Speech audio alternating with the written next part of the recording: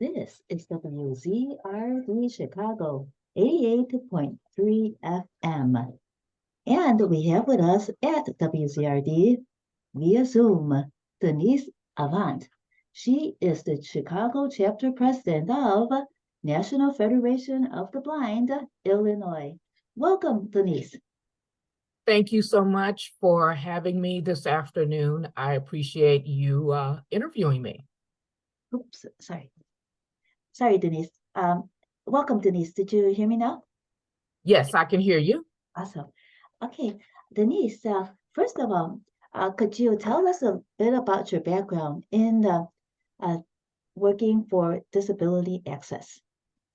Okay, well, first of all, let me say thank you once again for interviewing me this afternoon and allowing me to be on your program.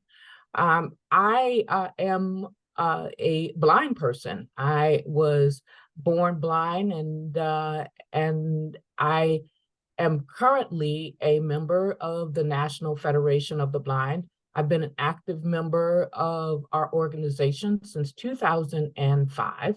I've served in many capacities, including most recently as a member of our national board.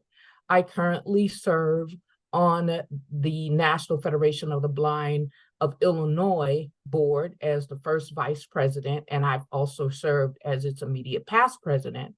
And I now serve as the Chicago chapter president here in Chicago.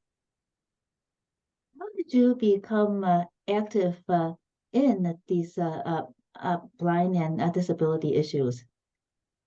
Well, as a blind person myself, I'm interested in making sure that blind and low vision Americans, particularly those in Illinois, since this is where I live, that we have access to all of the services and programs that society offers. We do believe that there are non-visual ways to access many of the services and programs that the city of Chicago has. And so it has been my passion for the last several years to try to advocate, not just on behalf of myself, but on behalf of other blind and low vision citizens here in Chicago and in Illinois. Do you live in Chicago or close to near Chicago in the Chicago metro area? I do live in Chicago. I live in the city proper. And what was your first experience on the CTA, and what obstacles did you find? Well, we have to sort of begin at the beginning. I was born and raised here and, of course, attended school. So when I was in grammar school, junior high, I was provided with orientation and mobility instruction, which is something that is provided to children who are blind and low vision to teach you how to travel on the city public transportation systems, so that you know how to get back and forth to school at that time. And then, of course, later on that you learn how to travel to and from work or whatever it is that you need to do. Initially, when I learned to travel using the CTA, this was in the 1970s. So we had to rely strictly on the bus operators and train operators to tell us what stops we were coming up to. Now, if you fast forward to the early 1990s, because of a lawsuit that the city was involved in with Access Living and others, as well as the Americans with Disabilities Act, the Chicago Transit Authority started to install Braille and more importantly, audio announcements on the bus and train system. So now the travel experience is primarily one of listening to audio announcements and being familiar with the streets as you go through the city. Sometimes when I'm aboard buses, the annunciators don't work. When they don't work, what do you do? So that's the point at which you will have to get up and ask the bus operator to call out your stop, depending on where you want to go. And this has been one of the problems that we have encountered, because even though the city has installed the GPS system, which announces the stops, which also announces, by the way, the number of the bus or train as it approaches, there are still many problems. And as you pointed out, they don't always work on all of the buses. We have talked to the CTA about this very problem and explained that this is very important. And we have wondered if this is something that's under the driver's control, or if this is something that the CTA can control when the bus comes out of the garage. Now, I will say that some of our members have reported that when they've gone up to the bus operator to say, your GPS is not announcing the stops, the bus operator will say, I don't have any control over it. But then all of a sudden, when the person sits back down, the stops, the announcements are heard. So perhaps there's something that the bus operator can do to reinitialize the system when they're alerted that it doesn't work. But as I explained, this has been a problem. It was such a problem that one of our members, she was in Minneapolis, and she said that she was thinking of moving to Minneapolis because the public transportation system there was fully accessible and the GPS system was working, and she didn't have to worry about missing her stop. And I explained to her that we had the same thing here in the city of Chicago. And she said, well, on the South Side where I live, I get on buses and I don't sometimes hear the audio announcements. So it's really been important to us that we make sure that the city has a functioning GPS system, audio system on all of its buses, no matter what neighborhood you live in and no matter where you're going in the city of Chicago, because it's important. In addition to this, what other issues are there that CTA issues that impede the movement for blind and low vision riders?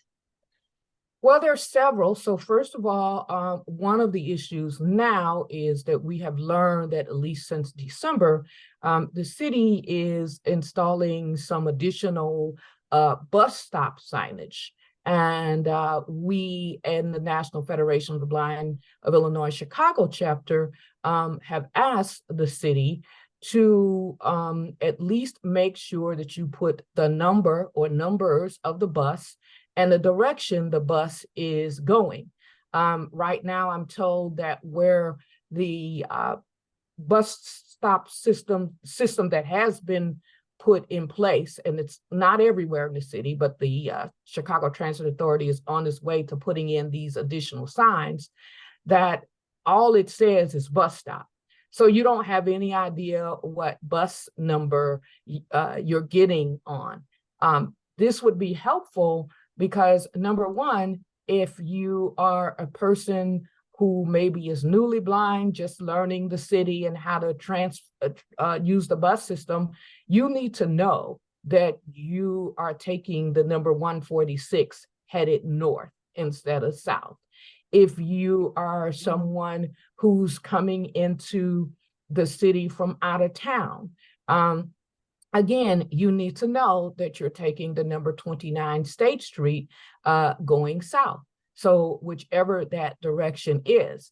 After all, when we think about it, people who can see get a lot of information about the bus system by looking at the signage. You not only get the fact that it's a bus stop, you get all of the buses that run on that street, you get the times when the buses are going to run, and you also will receive the direction of the bus.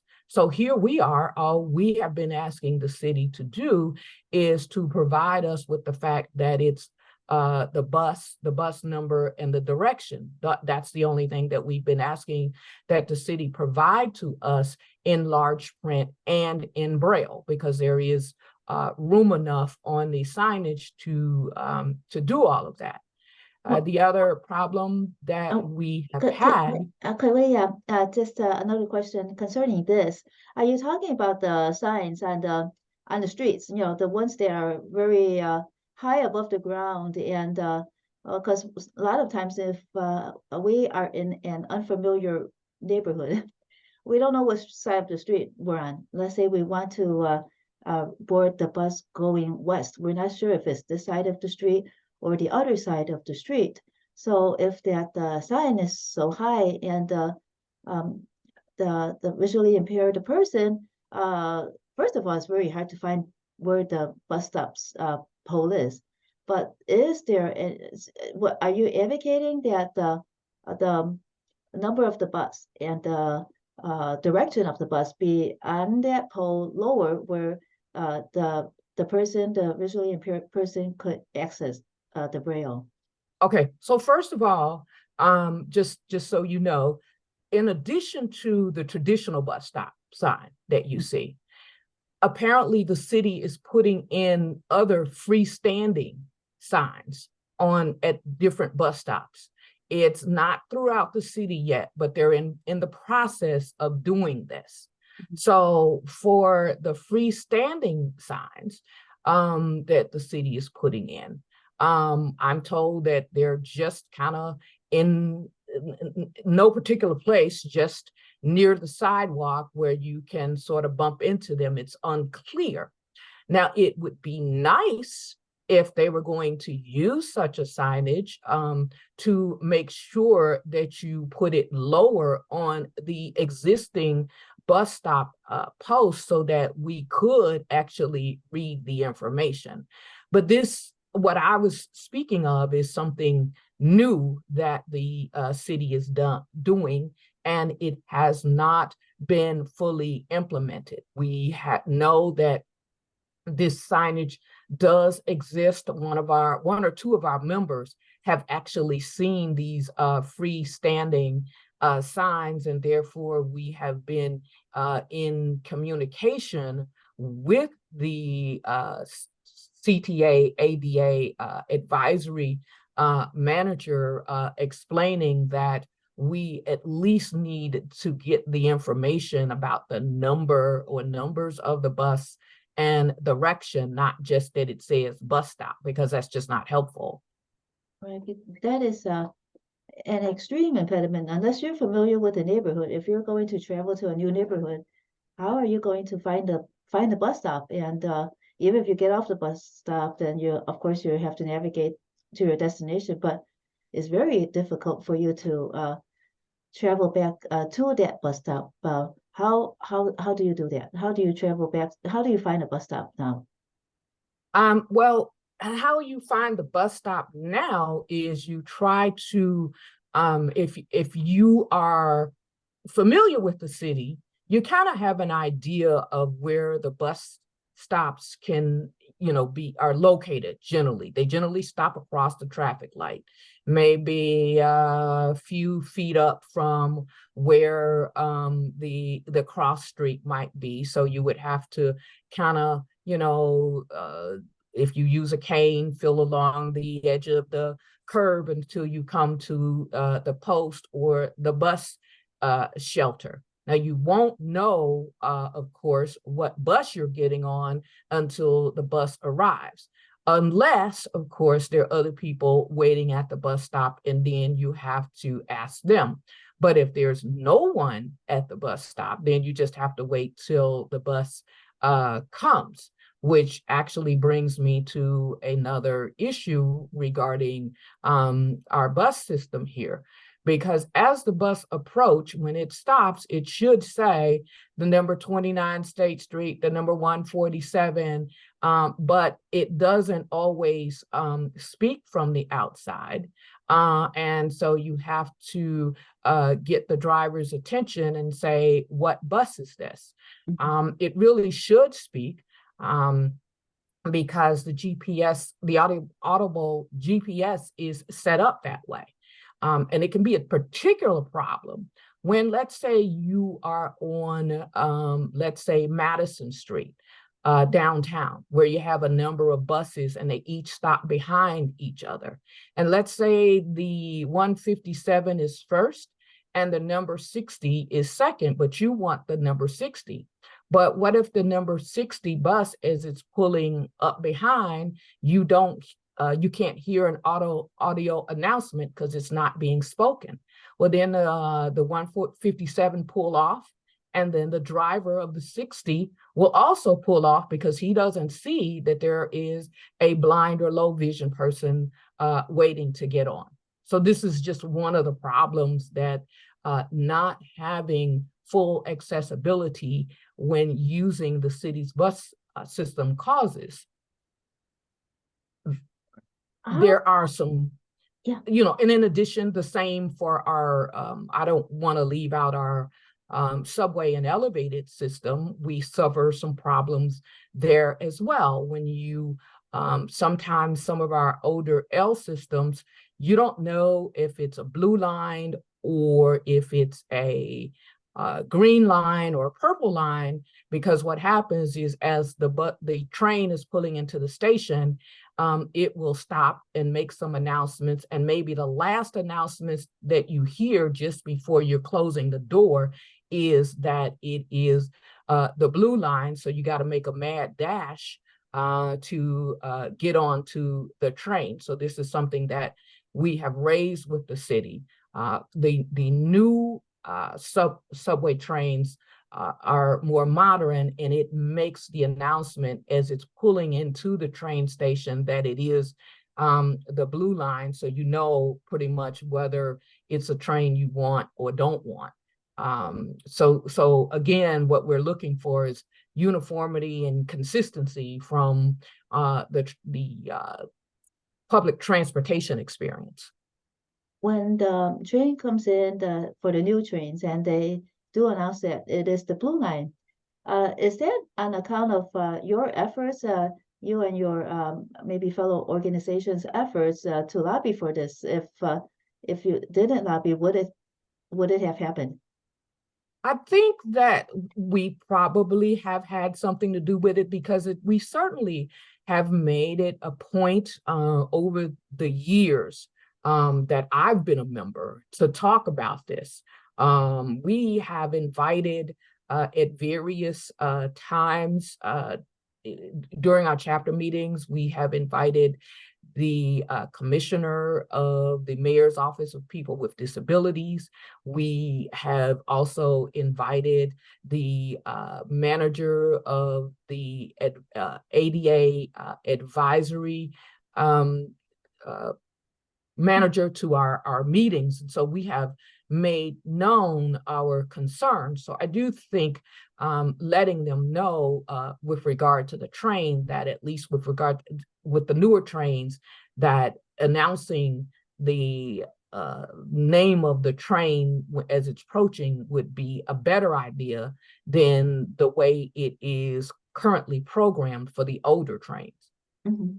And what percentage of the trains have this announcement at the beginning that this is whatever color? Is it just the blue line, or are there other the other There are lines? probably others. I can't really say within any certain. The city has a mixture of both, but we do receive enough complaints from our members that it's really, you know, throughout the city. There's no particular, it's a matter of what line has the newer trains on it.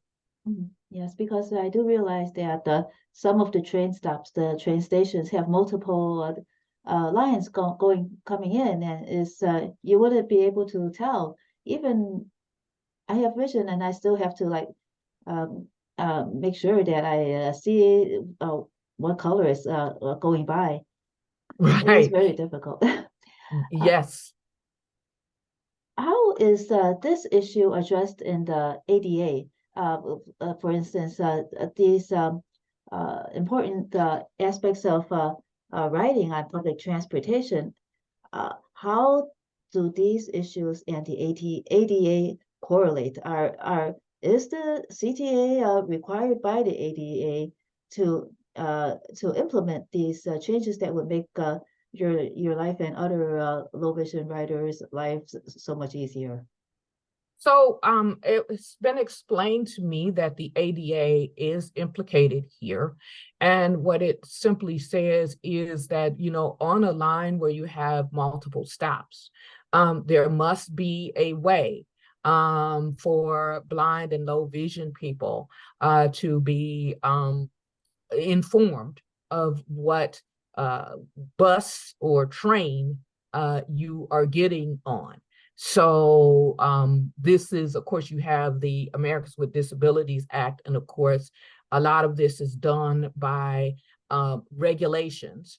So as far as any specific things, I couldn't give you chapter and verse on that, but I can say that the ADA does cover the fact that blind and low vision citizens, where you have multiple trains or multiple buses, that the rider needs to have information to know what bus or train he or she is getting on. The certainty when the technology works properly, that is when the audio signals, the audio GPS signals are working on these buses and trains, when those are working properly, you are able to get the non-visual information that you need. When they're not working, then you are left to try to rely on the operators to help you get to the right bus and to get off at the right stop. And I think that the city, as well as blind and low vision people who want to travel independently, need to see a consistent working system throughout the entire city of Chicago, as well as, in the surrounding suburbs where there might be transit systems in play. What is Chicago's rank? Do you know regarding accessibility for blind and low vision people on the city on public transit? For instance, you mentioned that your friend uh, told you that Minneapolis is fully accessible. Is what about the other major metro areas like New York and Los Angeles? Is Chicago comparable with them, or is Chicago behind them? Well, that is some information that we are gathering. We don't have that information at hand, so I can't say where we rank at that point. But I will tell you that Chicago has said for years that when it comes to disability, we are the most disability friendly city in the United States. Our mayors have gone throughout the world proclaiming this. And if that's the case, you need to make sure that all of your services and programs are fully accessible to every person who has a disability, whether that person is using a wheelchair or a scooter, or whether that person is blind or low vision and needs Braille and audio signals to be able to use the public transportation. We know that Chicago's public transportation system was second to none. I mean, only New York may have a more expansive transportation system, but Chicago is certainly right up there. You can travel anywhere in this city, basically almost 24/7, simply using our trains and buses. And again, all we ask for is to make sure that the accessibility features are fully operable on all those systems. When did the ADA pass? And then when did Access Living have to file a lawsuit in order to get the Braille on the train stations and stops? So the ADA passed on July 26th of 1990. I'm told that the lawsuit involving Access Living and others, I talked to one of our members, and he tells me, because I was not a member then, he tells me that that also occurred in the early 90s. So the advocacy to receive a fully accessible system, these two things kind of work together to give us at least what we have today in terms of audio signal, audio GPS, as well as Braille in some instances. When you're waiting for the bus, what do you use now? Waiting for a train or bus, what do you use now to be alerted that the how long it'll take before your bus or train arrives? So, well, first of all, it shouldn't be presumed that everybody has a smartphone, or if you do, you want to take it out and use it on the street. On some of the routes where there are shelters, for example, there is a button on the side that you can push, and it will say, Route 146 is 5 minutes away. Route 151 is 8 minutes away, and so on and so forth. And it gives you about 6 time periods. Now, this is not available throughout the city. It's only in certain at certain bus shelters that you will find this. If not, you're just going to have to wait until the bus comes. You're like everybody else in that manner. You just have to, wait and listen for your bus to show up. You may not know the time. You might just be standing there if you need to take the number 8 Halsted bus. You may just be standing until it shows up. So I guess when you're ghosted like that, that's a big hardship, even for sighted people.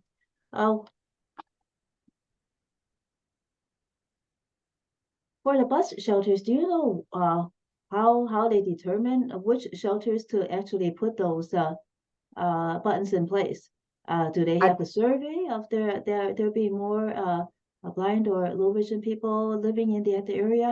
How do they determine? Do you know? Oh, I doubt that it has anything I don't think it has anything to do with the blind or low vision population. I think it's just where they choose to install a shelter.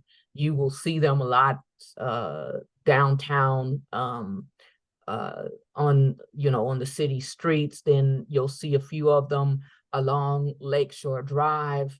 But there are other places in the city where there aren't any. It's just a bus stop pole there. So I don't know how the city determines what and where to place the bus shelters. For the freestanding signs, let's get back to those. So is that the only place where on the street where you would have these Braille assisted signage? They have never done it, or have they ever considered putting a Braille placard or some kind of Braille on the pole where the regular bus stop sign is? We certainly have no information about that. Like I said, we just learned of their plan to put in throughout the city this additional signage. And I should say, it's not only it's Braille and large print. So it would be for either someone who is low vision but can see print, as well as those of us who are able to read Braille. But this new system is what drew our attention to it when we found out that the city was putting in these new freestanding signs. But heretofore, we have not seen any signs put on the actual bus stop posts, because as you indicated, the regular bus stop post that we are all used to,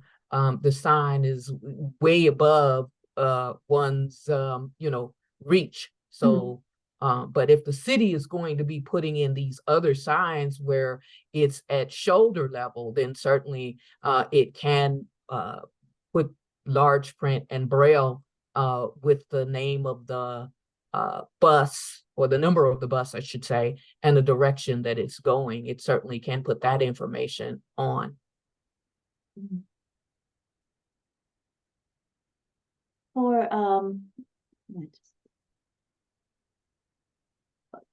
these concerns of yours and your fellow blind and low vision riders, have any of you ever gone to the CTA board meetings and raised your concerns in public comment? Okay, so the way that this happens is the CTA has an ADA Advisory Committee. And so we they used to have a setup some years back, maybe 4 or so years back, where you could go and make public comment. Now, what you have to do is submit written comments regarding a particular program or service that the CTA has. And so the ADA manager, I'm told, reviews these comments.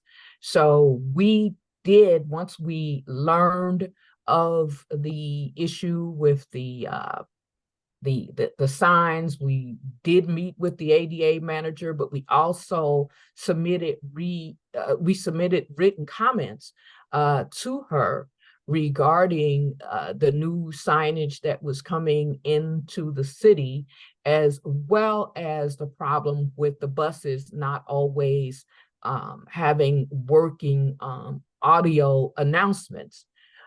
There has been a couple of meetings since we submitted those comments, but we have not received a response from the city.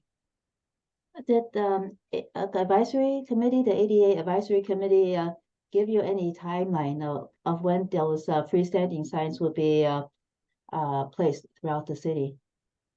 I don't think we have a timeline of how long this is going to take. I can only say that we have tried to explain to the city, basically, before you install any more of these signs, please, put in, the bus number and the direction, and change out the old ones, because it benefits all of us if the city would do that. Right. And do you know of any locations that do have it now, off the top of your head? I would just love to take a look see what they look like. I don't personally know of any. One of our members, and she didn't tell me where she saw one of these signs at, so I don't know. I know, well, it's been a couple of our members who have said that they have seen these signs around, but I have not noticed them. If you have any information, could you follow up with us later about where the locations are? I certainly can. For the CTA, thank you for that. For the CTA ADA Advisory Committee, are these public meetings? Do you know? Well, as I said, they used to have public meetings where you could come in and make a public oral statement. Now you have to submit the statement in writing. You can go to the meetings, but you don't get the opportunity to say anything.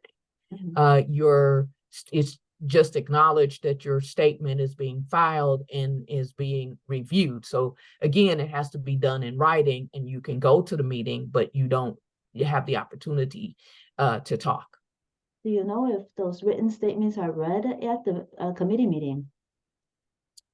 I don't, from what I understand, the statement was not read at the committee meeting. I really could be wrong about that, but I am told that it was submitted, and the ADA manager has to review the written statements that are submitted to her.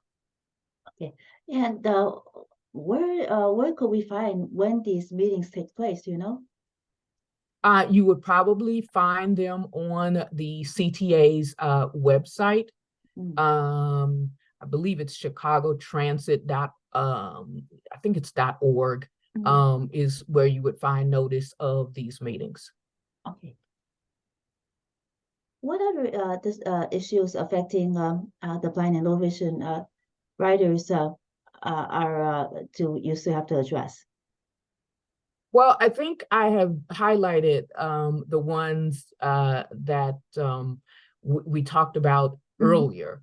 Right now, we obviously being able to purchase the Venture passes and using the app, as long as that's accessible, we're obviously happy with that. And I have not received any complaints that people are unable to use the Venture app. That has been accessible. People have been able to go into the train station and purchase tickets, or not tickets, but load their cards if that's what they need to do, or buy transit passes if that's what they need to do, because there is Braille and audio output there. So that has been a good thing in terms of our ability to be able to access transit tickets and purchase rides on the system. Do you get a discount for your rides? Yes, a person who is deemed eligible can at least get a reduced fare pass based on disability. You have to submit proof of disability to the Regional Transportation Authority before you can receive a reduced fare ride pass. And what that does is it allows you to receive basically, I would say, half price on the CTA buses and trains, the Metro trains, as well as the PACE suburban bus system. I don't know for sure whether you're getting a free pass is based on, it may be based on disability and income, but certainly you can apply for a reduced fare pass. What about PACE? You know, the paratransit. Does that do you have access to blind and low vision riders usually just use the public transit system? In what situations would they use the paratransit? So blind and low vision users can apply for PACE paratransit. If you have trouble, if you feel like you have trouble getting around in certain areas of the city or the suburbs, you can certainly apply for paratransit. And your eligibility will be determined as to your ability to travel safely, because there what you're talking about is a person's ability to travel safely under various conditions. And so you will be interviewed, as well as they'll request your proof of blindness or low vision, and then the determination will be made. Now, you may have a situation where, PACE will provide you with a paratransit service, but, if you can, it will, also be flexible and let you ride the bus if you think that you feel safe enough to do so. What is what are the parameters of riding using the paratransit system? Is it does it cost anything, and how many rides are you allowed, or at what times of days? Do you know? So there's two aspects to the PACE paratransit system. The first aspect is that you must call 24 hours in advance to schedule your ride. So if you know that you have a doctor's appointment tomorrow, you have to call today. And I believe the time is up until 5 o'clock or 6 o'clock, and put in your ride, the time you need, and the time you will be coming back. The cost is $325 per ride. There is no bus pass or ride pass on that system. You pay either using your Venture card with money that you have, or you pay in cash, or you buy these tickets for $325 each, that you can purchase at a Jewel or there are 3 different currency exchanges around the city where you can get these tickets from.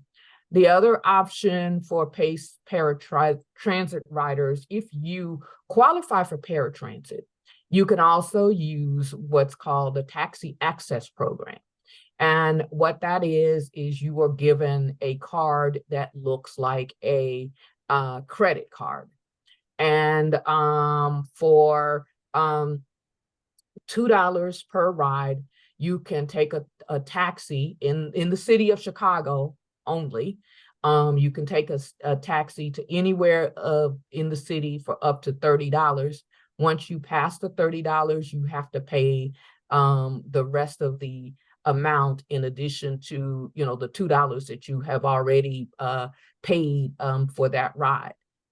This was developed, and you can the good thing about this is that you can let's say you need a ride right now, you can just call a taxi, and if you get a taxi and they accept the tap card and you have rides on it, then you can go anywhere in the city.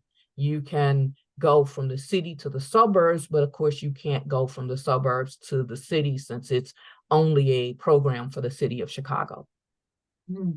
So once you get to the suburbs, you can't get back then, in other words. Yeah, you'd have to either take PACE paratransit back, or you would have to take an Uber, or you would have to take one of the local cabs and pay for the ride in full yourself. So these taxi rides do not include Uber or Lyft? No, no. That $3 a ride for the first one, the paratransit. The paratransit, the $325? Yes. So that's the $325 to and $325 back, or is it a $325 for a round trip? No, it's $325 per ride. So it's $325 going, $325 coming. And for the taxi, it's $2 a ride then. Well, yeah, essentially, yes, because what you do is you, like I said, you're given this little credit card, and you're given a number, like a 16-digit number, and you load, let's say you load 30 rides onto the card. So that's $2 per ride. So the driver, when he picks you up, takes you let's say you got the 30 rides, you swipe the card. Let's say the ride is $15. You swipe the card, one of the rides come off your card. So now you're down to 29. And so when you get ready to go back, you repeat the process. And yes, the pays the driver the fare that you took. And I guess anything, if the ride is going to cost over $30, then any amount over $30 will be also taken from your card, from your no card. No, at that point you need to pay cash or use a credit card of your own. Because you can't do it like that. You can't stack the rides. You will have to, it becomes the customer's responsibility to pay the overage, whether you pay in cash or you pay using another, your own personal credit card. Is it difficult to be accepted into these programs? Well, you have to qualify for PACE paratransit, and that's up to the Regional Transportation Authority, whether you meet their criteria. Lots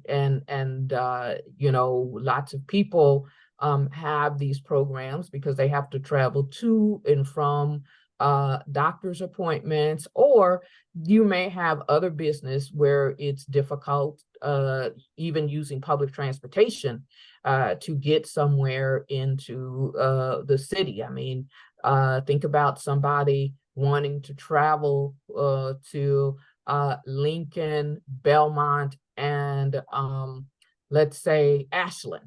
That's a very difficult crossing right there. So if you had to go into that area, you might choose to use paratransit or choose to use the TAP program to safely get yourself over there. Definitely.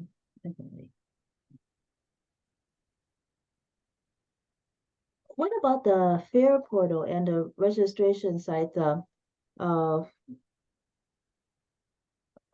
locator? When you register for these programs, how easy or difficult is it, let's say, to get a rental card or to find a site where you could process the paperwork? How easy is that? How difficult or easy is that? Well, one thing about the Regional Transportation Authority is that you can request your application in an accessible format. So you can request it in Braille, you can request it in large print, you can request it in audio. To my knowledge, as far as registering for PACE paratransit, I don't think there's an online form, but I do know that they had these ways of being able to apply Braille, large print, audio, or you can stay with the regular print. So, and that's where you originally would apply for your reduced fare card, as well as your paratransit ID card in the first place, is with the Regional Transportation Authority. So that, at least from that standpoint, is accessible. As far as any purchasing, fares or anything like that, I have not received any complaints from our members regarding the Ventra app. I used to receive complaints about the system that allows you to purchase the PACE TAP rides, but that's even gotten better over the years. So we have had no problems of accessibility when it comes to being able to purchase rides or pay on a bus or pay on a train. All of that seems to be accessible when it comes to getting passes or loading money onto a card.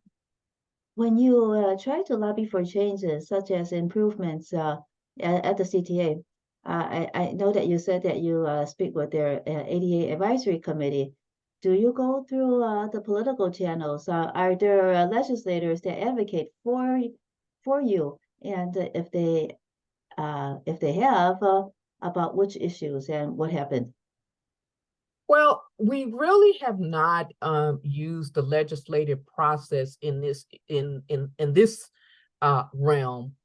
This would, of course, be done at the local level. Mm-hmm. And of course, the thing that drives all of this is the Americans with Disabilities Act. Mm-hmm. So any legislator who back then when the act was being passed in Illinois who voted for it, of course, this worked in our favor, but we have not used, talk to our aldermen yet, or, anybody at the state level. We have mainly communicated with the ADA Advisory Committee, as well as the Commissioner of the Mayor's Office of People with Disabilities, to express our concern. We hold chapter meetings the second Saturday of every month. They're hybrid meetings. And we often do invite people from the city to come in and talk to us about the programs that the city have that may impact the blind and low vision community within the city. In addition to that, our affiliate president, the National Federation of the Blind of Illinois, our affiliate president is Marilyn Green. So if any of the city officials who run various programs wants to alert us about a program, they can reach out to Ms. Green or myself as the chapter president to alert us to the fact that there is a program or something is going on in the city, and do we have a comment about it. Mm-hmm. Do they do so? They do that. They do inform you and then ask for your input. Well, if it works right, it doesn't always happen. So, we try to have a person in the on the ADA Consumer Advisory Committee when things are happening to alert us to any issues that may be going on. But even sometimes the communication may be at issue, and still, which will cause the president not to be aware of it. But certainly, for example, we just had Commissioner Rachel Arfa of the Mayor's Office of People with Disability was at our last meeting, and she talked a great deal about the different programs that her office provides.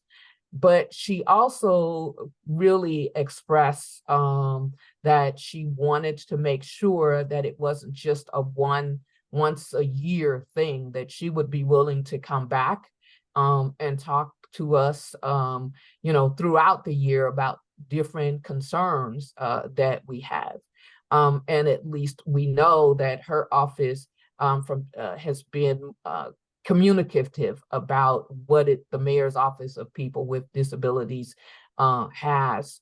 But there have been other times in the city where we, as an organization, we have not always been alerted to things that are going on to the city unless we read about them in the newspaper, or unless one of our members comes to us and say, hey, did you know the city of Chicago has this program, or this is being done, and I can't get access. That's the first time we may actually hear about it.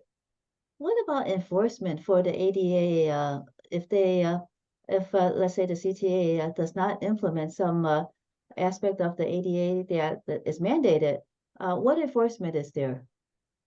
Well, of course, you can go to the Department of Justice, and if the Justice Department thinks that there's enough of if there's merit to the violation, they will, notify the city, may give the city a chance to comply. And if they have to, they may file a lawsuit. And as I indicated, in the early 90s, there was a lawsuit over CTA access. There's been other lawsuits over access to city services. So that is definitely something that you can do. But we all know that lawsuits take time. They tend to be very, very contentious. And so when possible, what you want to do is to see if you can work more through an advocacy lens, a non-confrontational lens, as opposed to jumping immediately into litigation. Mm-hmm. When, for instance, some of the train stations do not have elevators, how difficult is that? Let's say some of your members, they have mobility issues as well as being blind and or low vision.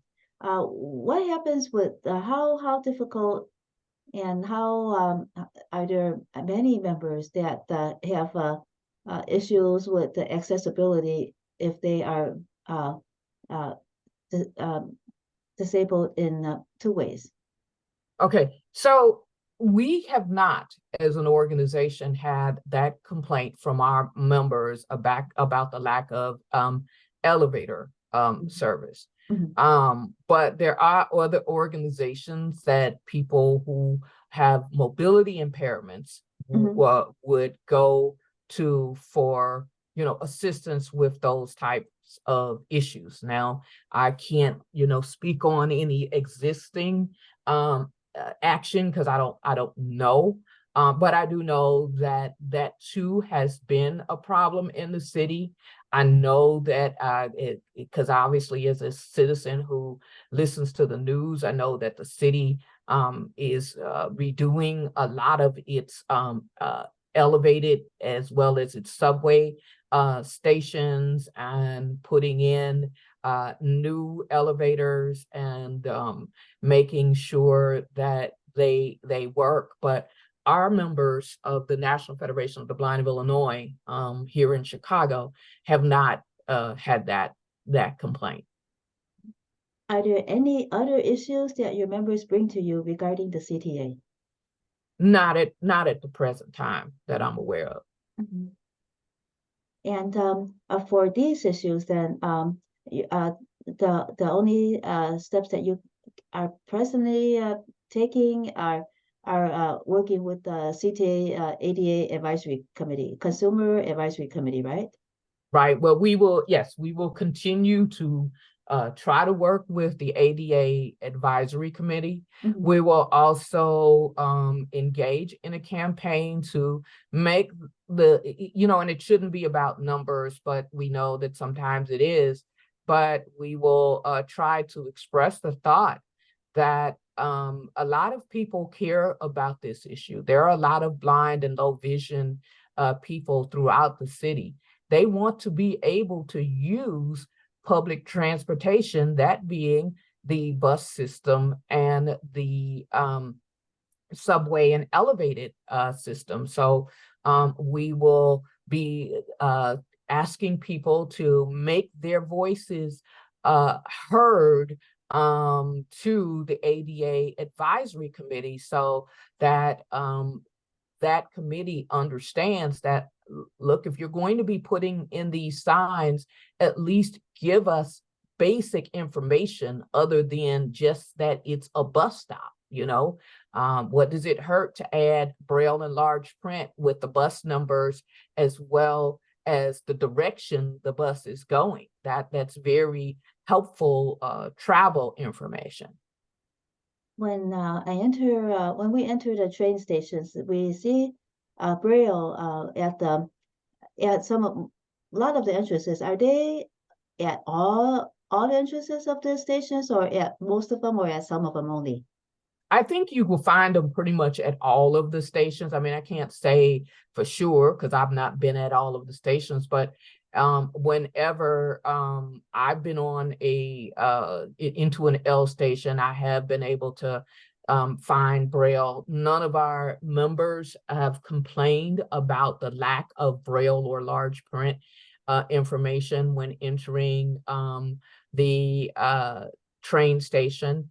The CTA buses, on the panel on the back of where the bus driver sits, there's the number of the bus. You know, there's I guess it's like a number of the bus that you're on, you know, like a series of numbers that tells you, you know, the number of a bus that, you know, a person can look at if you need to report a driver for any reason. So we've not heard any information like that that the Braille or large print information is missing off of the train stations or on the backs of the buses. What is on the train stations, the Braille information? Is it the trains, of course the name of the stop, but the available color of the trains as well? Well, what you have is, of course, the thing that I've probably seen most often is the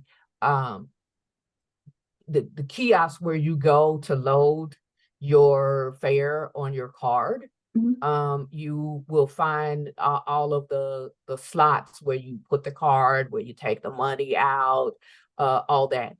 And then when you go up to the place to go through the turnstile, it has the place where you actually put the card in. If I've remember correctly, and I'm not a subway user actually. If I remember correctly, that has Braille on it too. As far as being down in the station, I'm not sure what is there in Braille and large print. Do you know the population of blind and lower vision people? Is it what percentage of it is it, and is it going up? Is it remaining steady? Do you have any numbers? I don't have any numbers, but of course, as Americans get older, you know, we live longer, it is said. So when people live longer, you are likely to have more people who have vision loss for whatever reason. So the thought is that the population of people who are blind or low vision will increase as because we are you know, living longer. And the campaign that you mentioned earlier to ask the CTA to have the bus number, name, and direction. Is that the part of the campaign where you contacted us, or what does that campaign entail? So obviously we want to make our voices heard through the media regarding the importance of this. We want to alert other citizens that this is, you know, something that is being worked on, and to let their voices be heard, that this will be helpful. I think this is something where the blind and low vision community, no matter where you live in the city, it's an important issue if you use the public transportation portion of the city. Not everyone uses paratransit or uses paratransit all the time. Plus, and we shouldn't forget this, They're people who will be coming into the city on visits. We know next year the Democratic National Convention will be here. And so who knows whether we have blind and low vision people coming from different states, and they may want to access the public transportation system, and they should be able to find a system that is fully functioning in terms of accessibility. If our listeners wanted to learn more about this or have additional questions for you, how would they go about getting more information? You can reach out to me at chicago.president@nfbofillinois.org, or you can reach out to Marilyn Green at president@nfbofillinois.org. And either one of us would be happy to put you in touch. Either we can give you the information ourselves, or we can put you in touch with individuals who would be handling the information. Okay. Thank you so much, Denise Avant, for joining us on WZRD Chicago 88.3 FM. Denise Avant is the Chicago chapter president of the National Federation of the Blind, Illinois. Thank you, Denise. Thank you.